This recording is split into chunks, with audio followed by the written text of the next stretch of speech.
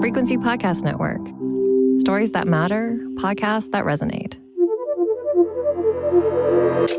So, were you watching the financial markets this past week? Well, you probably saw the big swings and, unfortunately, losses on several occasions for the stock market. Those blaring headlines of sell-offs, and on a couple of occasions, big gains, actually, for Wall Street, all in the wake of the Trump administration's trade war. But what market professionals were watching was what was going on in the bond market, or in the U.S., the Treasury market, which saw investors dumping or simply not buying U.S. Treasuries.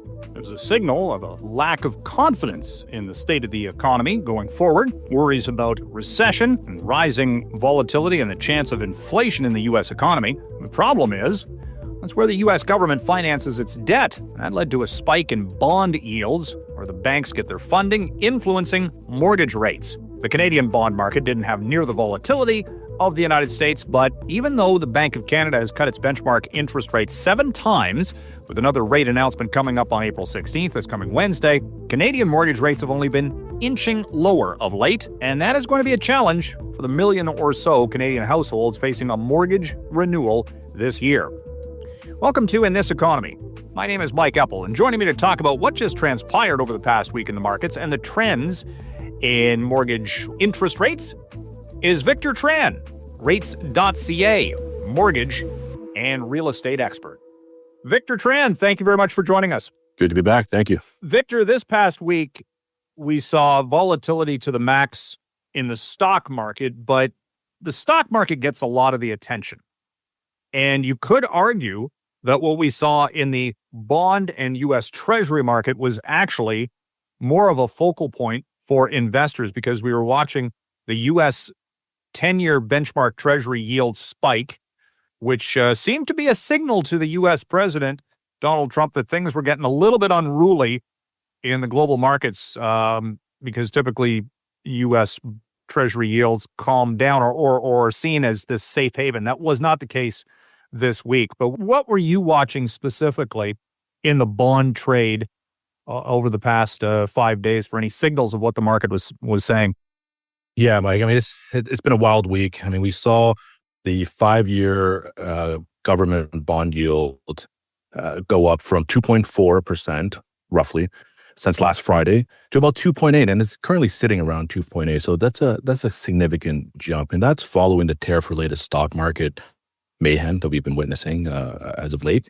You know, despite the economic damage that many countries are now saying that's underway, I mean, there's worries about the tariff-induced inflation, and it's all influenced the bond market. So the recent yield uptick that we've been seeing, it's of course related to the recent sell-off in the U.S. Treasury bonds, due to, of course, the instability introduced by the American administration, and that's influencing the global bond markets. Unfortunately, the Canadian bond market is heavily influenced by the American market as well too. So the spillover effects, it's impacting us.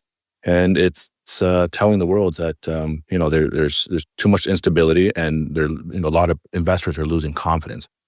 So yield goes up to compensate for the lower price of bonds.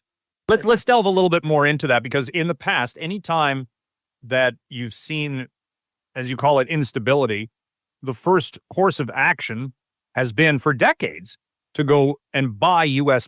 Treasuries or buy the U.S. dollar. And in this case, it has pretty much been the exact opposite. Exactly. Right. And investors and just people worldwide are losing confidence in the American economy. Hence the huge sell-off that we're seeing in the U.S. Treasury bonds. And well, I mean, the argument has been this has been a self-inflicted wound. I cannot disagree with that, Mike. You got it. Yeah. What was it, though, about Wednesday in particular when the U.S. Treasury yield on the 10-year, or as you mentioned, the 5-year, they were all spiking overnight, and this really sent a shockwave. My Twitter or X feed was just filled with commentary overnight that was a major problem, perhaps, for the U.S. Treasury, because again, the original theory was that the Trump administration was somehow trying to maneuver yields lower so that they can refinance debt at lower levels. This has not worked out maybe the way they thought. That's right. Yeah. I mean, this topic, it could get very complicated, right? And The thing is, the American economy and Canadian economy, we heavily rely on debt. And the bond market is where everyone should keep an eye on things to show the resiliency and the strength of the economy. So yes, when we started seeing the U.S. Treasury yields increase, that was a huge red flag to the Trump administration, and that caused a huge concern. Hence, them pausing the tariffs for 90 days. But there's theories, or conspiracy theories rather, that it was all created on purpose, right? So, I mean, that's a topic for another day. But again, people are losing confidence in the American economy right now, and unfortunately, the Canadian economy is being impacted. Mortgage rates here in Canada are starting to see a little bit of an increase as well too. I have some lenders that have already increased their fixed rates by 10 basis points. It's all reactionary to the recent rise in the bond yields. Hard to say if we're going to continue to see more rate increases by the other lenders, specifically the charter banks. I think there's a huge wait and see approach right now, especially since the Bank of Canada's next announcement on the interest rate is next Wednesday. Let's talk a little bit more about mortgage rates, because I think the real estate market and a whole bunch of Canadian borrowers who have the mortgage reset coming up this year were hoping that we'd see rates come down, and you haven't really seen too much of that, have you? Well, I mean, fixed rates and, of course, the variable rate have come down quite a bit in the past couple of years. It's still not low enough to make things affordable for a lot of new first-time home buyers, or even people that are buying their second home to third homes, because property values are still being sustained. Yes, values across the countries have declined a little bit since the peak of February 2022, but coupled with some of the high interest rates that we're seeing right now, for the most part, are roughly around 4% or a little bit more, is still unaffordable for most people. At the same time, confidence is just not there anymore in a lot of buyers. And with a looming recession, a lot of people are just hunkering down and just preparing for the worst. So it's just not a good time for a lot of people to take on a lot of debt. Sure, the interest rates can drop another 50 basis points or another 0.5%. And that could increase a little bit of demand. And life goes on for a lot of people. People that have the ability to buy will continue to buy.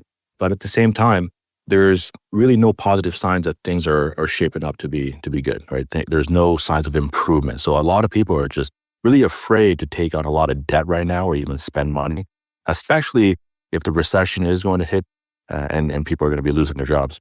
Well, we've seen that show up here in the springtime, the start of the springtime real estate market, haven't we? I mean, the March sales for Toronto were multi-decade lows, and it does indicate a lack of buyer confidence. Sellers are, depending on the sector, condos are stagnant, and I don't see that necessarily changing anytime soon over the next couple of months. I agree with you. The condo market, especially in Toronto, it's not doing very well. And it will likely get worse as a lot more new units are going to come out on the market. The FOMO, the fear of missing out, is no longer there. It wasn't like 2021 or early 22 when people were jumping on these things. Now it's more about the fear of overpaying, right? I'll give you an example. Let's say if a first-time home buyer is relying on a minimum down payment of 5% to purchase a condo for, let's say, $500,000. 5% of a down payment is $25,000. So that's $475 to start with. That's a mortgage, but they have to pay the default insurance premium. So after adding the default insurance premium to the mortgage, that total balance starts at $494,000. Again, they bought for, let's say, $500,000. They're almost at 99% of a loan to value. By the time they close on the property, on average, most people will close within, say, 30 to 60 days out. There's a high possibility that the property value can decline and be less than what they owe on the mortgage, right? Or the value could be less than what they bought for. So right off the bat, when they take possession of the home, they can have a mortgage that's underwater already. So that's really scary to a lot of first-time home buyers. At the same time, as we've seen this recent carnage in the stock market, a lot of people's portfolios are taking a huge hit. And lots of people rely on those funds for down payments. And now they have less money to work with at the end of the day.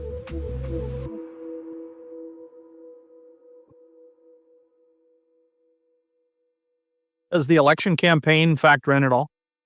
I think so. Yeah, partially. I mean, it's hard to say how much of an impact it has on buyer confidence, but certainly, right? There's thought into that. Of course, each political party has their own plan for housing, but at the same time, it's I don't think it's going to do that much, right? I mean, it's all based on individual circumstances. Of course, it really comes down to job stability as well too, and cash flow. So whether the liberals take over or continue to run the country, or the conservatives take over, I think a lot of people in the market standing on the sidelines will continue on and tread extra caution, especially.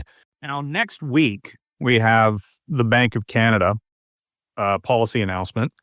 And I've been watching the probabilities, I suppose, for lack of a better description, rise and fall almost by the hour on whether or not the Bank of Canada cuts rates again for an 8th meeting on Wednesday, or do they hold steady?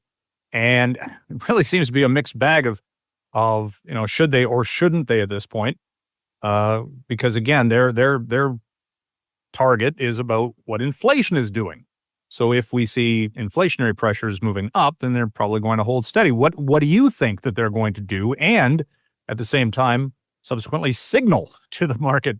I mean, they're going to be talking ostensibly. Tiff Macklem, the governor of the Bank of Canada, is going to be talking an awful lot, I'm guessing, about what he sees and how the tariff fallout hits the Canadian economy. That's right. I mean, we're 3 days away from the next Bank of Canada announcement. And yeah, it's a coin toss right now.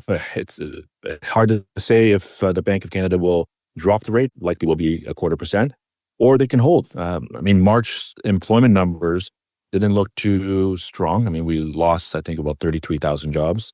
And that, of course, has a huge impact on Tiff Macklem's decision on whether to drop the rate or not. But like you said, I mean, things are changing daily. I mean, the foreseeable future is more like a daily thing now. And it's really hard to predict what's going to happen even on Wednesday. So I think it's going to be more of a wait and see approach. I mean, the majority of the chartered banks economists are projecting for another 0.5% decrease on average until the end of this year. So we'll likely see that. And I personally think we'll see a rate drop, if not in April, most likely June 4th, which is the next Bank of Canada announcement. But still, it's still a toss-up right now, right? We'll just have to see what happens on Monday and Tuesday, and hope for the best. I mean, the rate dropped, and of course, everyone sitting in a variable rate or holding a line of credit, they'll see some savings there. If it doesn't drop, there's really no impact on Canadians. What are you seeing from what mortgage holders are doing right now? Are they actually locking in, or are they just going variable and waiting on the belief that rates will continue to trend lower? There's certainly more interest in the variable rate mortgage right now, especially based on what's been happening in the market and how the Bank of Canada has been decreasing the rate quite a bit. But it really based on individual circumstances. I mean, some people prefer to just have a fixed rate, despite it being around 4 to 4.5%, just for that certainty and stability. But some people are risk takers, right? I find that my clients that have mortgages for many years now and they're coming up for renewal, they are considering the variable rate again, and they're comfortable with a little bit of risk, despite the volatility in the market. But I haven't seen anyone rush into locking in from variable to fixed. Anyone that's still holding on to a variable right now are just hanging tight and deploying the wait and see approach. Well, Victor, give it 5 minutes. It's subject to change. So we'll see. We'll see how this each and every post, it seems like, on social media can move the markets. And certainly has been the case this week. Thank you very much for joining us. Thanks for having me. That was Victor Tran, rates.ca mortgage and real estate expert. You've been listening to In This Economy. My name is Mike Eppel. If you have any questions or story ideas, you can email me at mike.eppel, that's EPPEL, @rci.rogers.com. Thanks for listening.